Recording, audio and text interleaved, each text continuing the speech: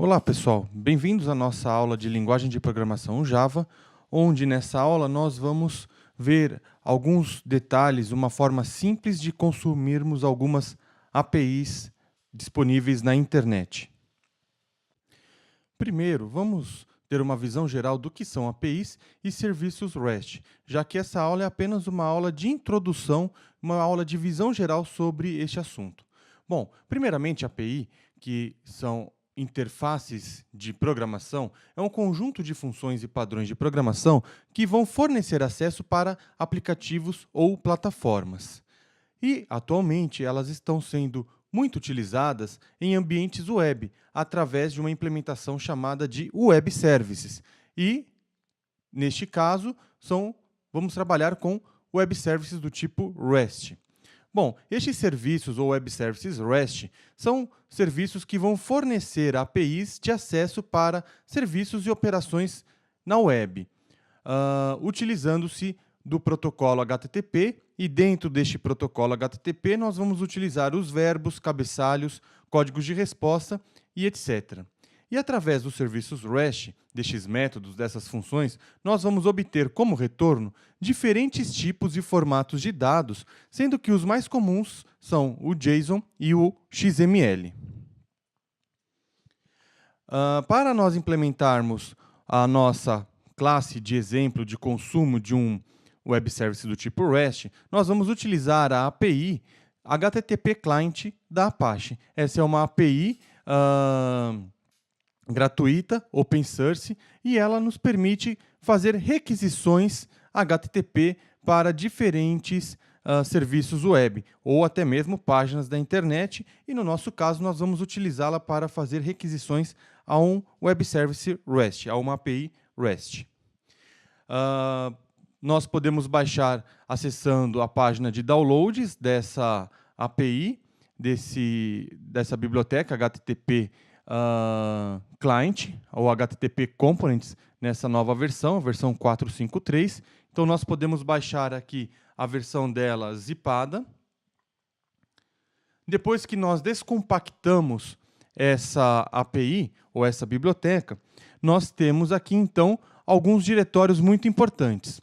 O diretório de exemplos, pois ela já fornece uma série de exemplos que nós podemos utilizar, e também o diretório lib, que são as bibliotecas utilizadas por essa API HTTP Client, no caso aqui a nossa versão, novamente a versão 4.5.3. Tá? E ela também possui já, quando você baixa esse diretório, esses arquivos, nós já temos aqui um diretório de tutorial, explicando alguns conceitos e algumas informações específicas relacionadas a essa API.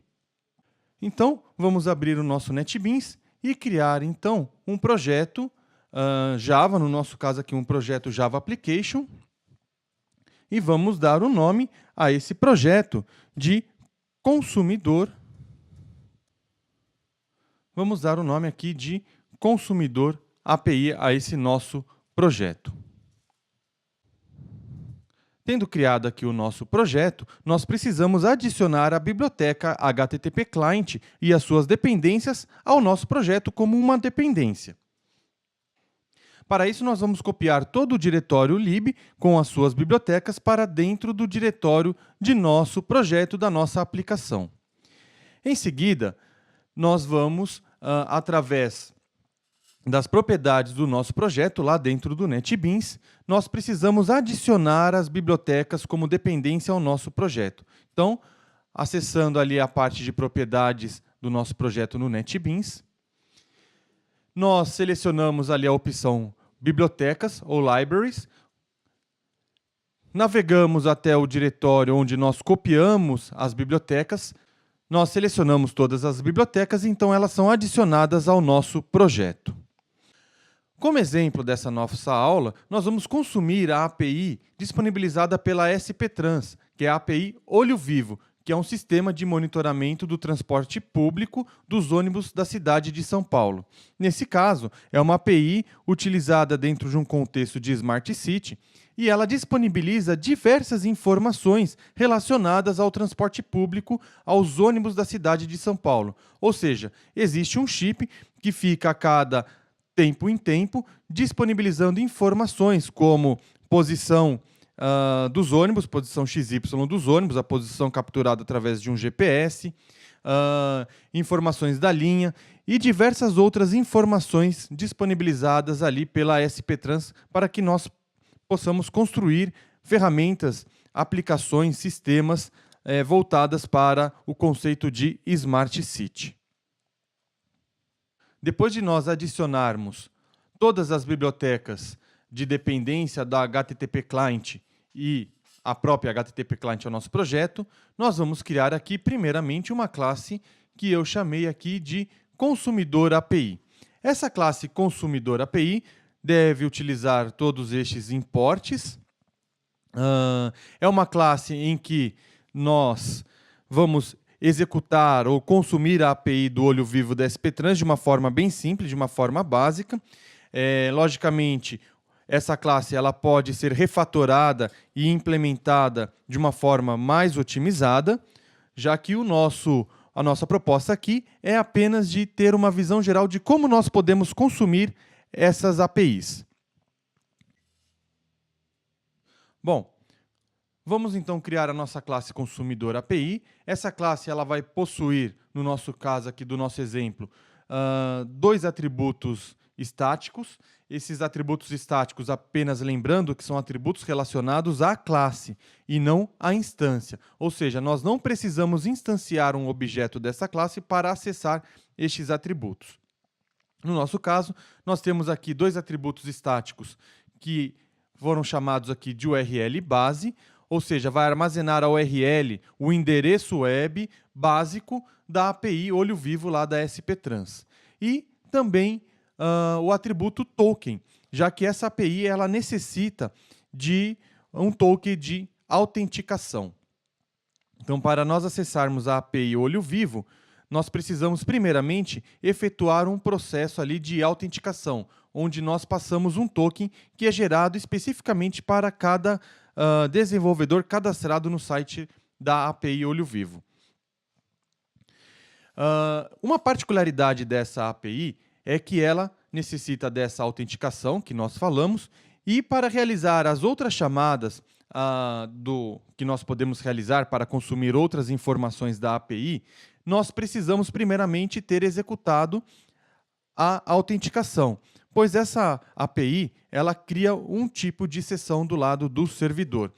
Então, dessa forma, para que a gente possa garantir que todas as requisições sejam feitas após a autenticação, essa nossa classe consumidor API, ela precisa seguir aqui um padrão chamado de singleton.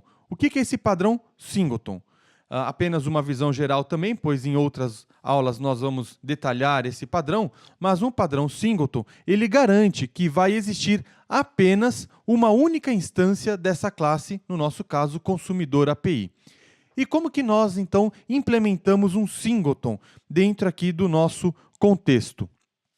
Bom, um singleton, uma classe singleton, ela deve possuir o seu próprio atributo, já que nesse nosso padrão quem vai gerenciar a criação de objetos é a própria classe.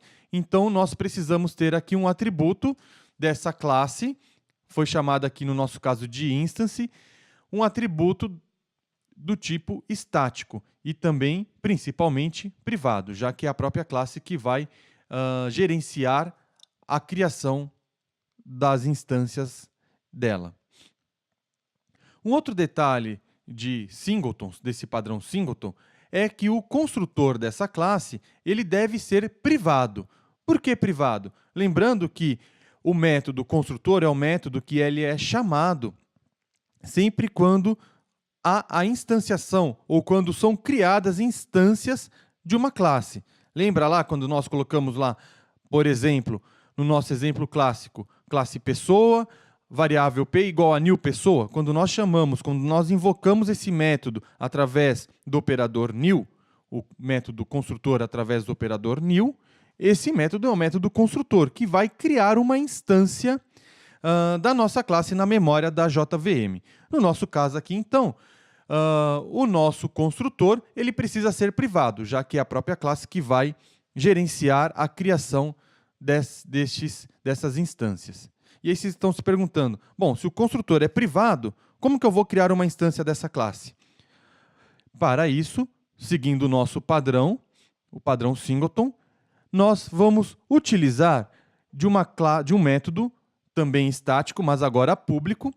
E se ele é um método estático, relembrando lá os nossos conceitos de orientação a objeto, um método estático ele é um método de classe. Ou seja, nós não precisamos ter uma instância para invocar este método. Nós invocamos a partir da própria classe. E vejam que este método, que foi chamado aqui de getInstance, ele retorna uma referência à própria classe, consumidor API. Ou seja, esse é o método que vai gerenciar a criação das instâncias dessa classe. E como que ele gerencia? Bom, se a nossa classe ela possui um único atributo relacionado à instância, um atributo de instância. Bom, se a nossa classe ela possui um atributo que é estático, privado, mas que referencia uma instância dessa própria classe, nós verificamos aqui se esse atributo ele é nulo, ou seja, se ele não foi instanciado ainda, e se ele não foi instanciado ainda, então nessa linha aqui nós vamos instanciar um atributo, vamos instanciar um objeto para esse nosso atributo. Ou seja, aqui dentro de um método da própria classe nós podemos invocar o método construtor.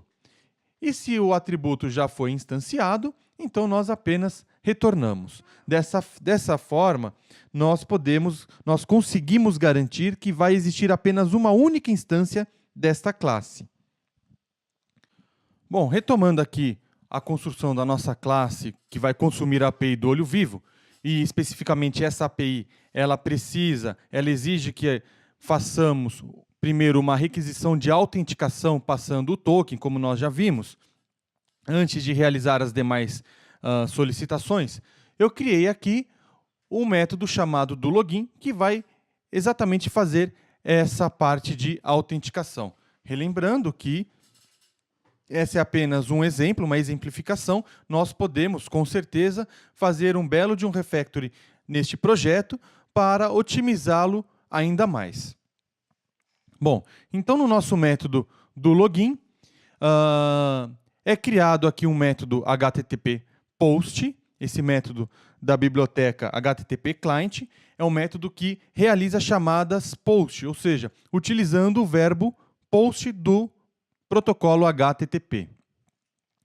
Para fazermos uma chamada POST, utilizando a API HTTP Client, nós precisamos aqui criar esse objeto, que recebe como parâmetro no construtor a URL que vai ser invocada no método POST. No nosso caso aqui, então, a URL base, que está ali armazenada no nossa variável, no nosso atributo de classe URL base, de mesmo nome.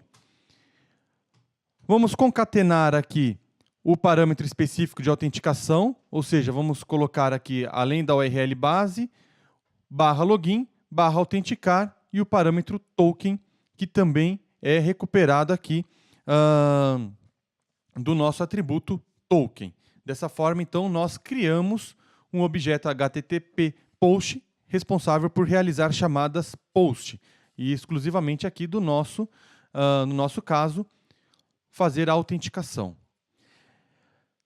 Essa API, uma das formas de realizarmos essa chamada é criar aqui o chamado Response Handler. O que é esse Response Handler? Ele é um manipulador da resposta. E no nosso caso aqui, nós vamos customizar o consumo, a transcrição ou a manipulação da resposta que for enviada pela nossa API ou pela API lá da SP-Trans. Então, aqui nesse caso, nós estamos criando este manipulador ou este handler customizado, porque nós queremos recuperar o conteúdo da resposta, e não apenas o código HTTP de resposta. Tá?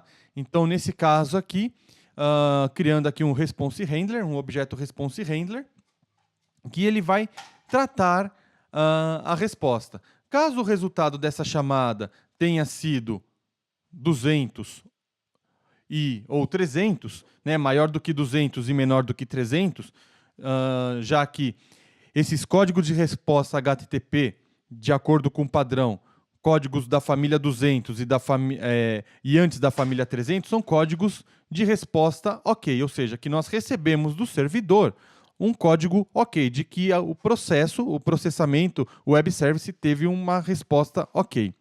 E vamos, então, converter aqui essa resposta para uma string. Esse próprio response handler, ele realiza esse tipo de coisa. Mas aqui abaixo, nós estamos fazendo a chamada do cliente HTTP, do objeto que representa um cliente HTTP, e executando, então, o método POST que nós montamos ali em cima.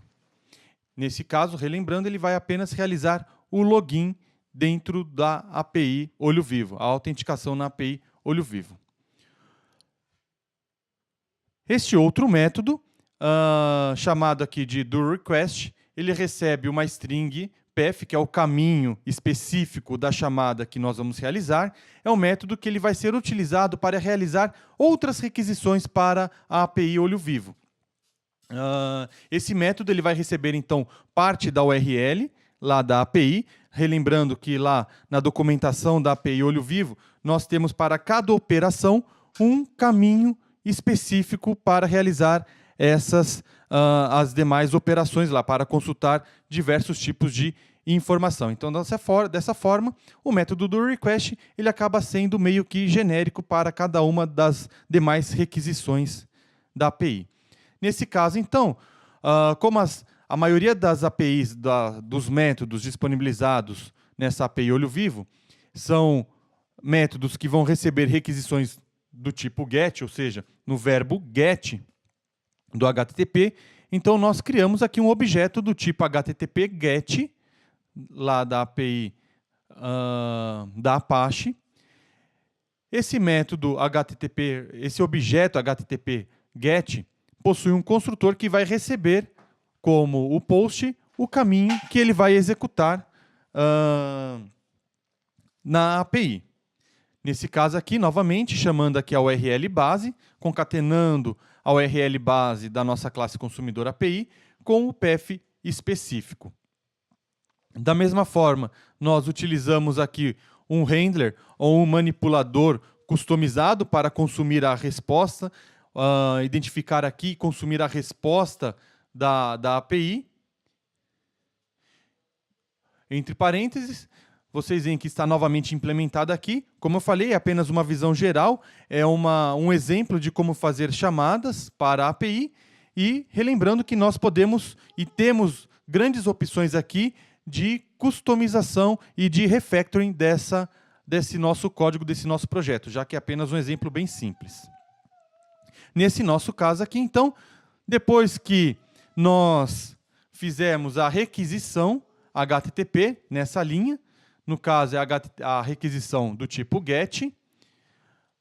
A API, a biblioteca da Apache, vai processar a resposta e vai retornar aqui a resposta para quem fizer a chamada. Ok? Nesse nosso exemplo, então, como é um exemplo bem simples, eu criei uma outra classe chamada de executor de chamadas.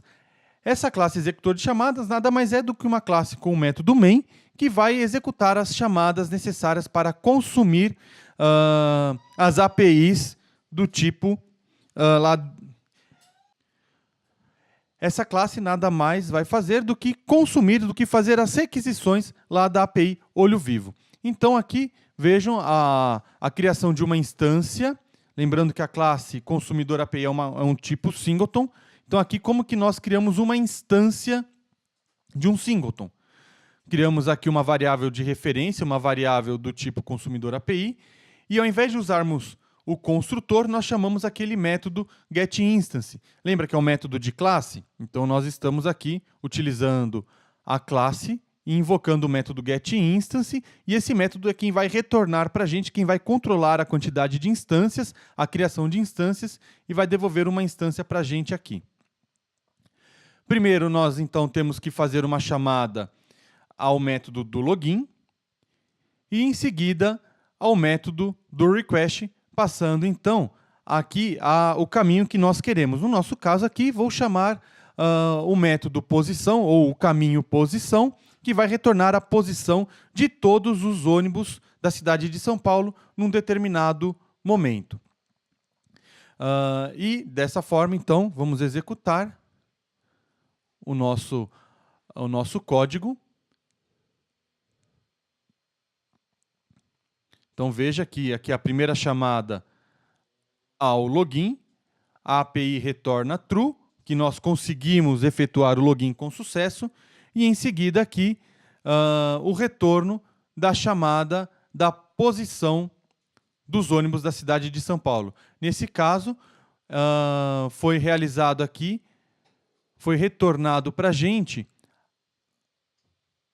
as posições relacionadas ao horário da 12h23.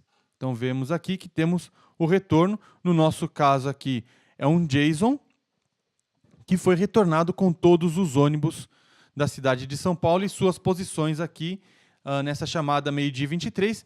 E também temos uma particularidade dessa API, que são retornados as posições, de acordo com essa API, de todos os ônibus, mas pode ser que tenhamos aqui posições de outros horários anteriores a essa chamada aqui que nós fizemos, de acordo com a dinâmica da API.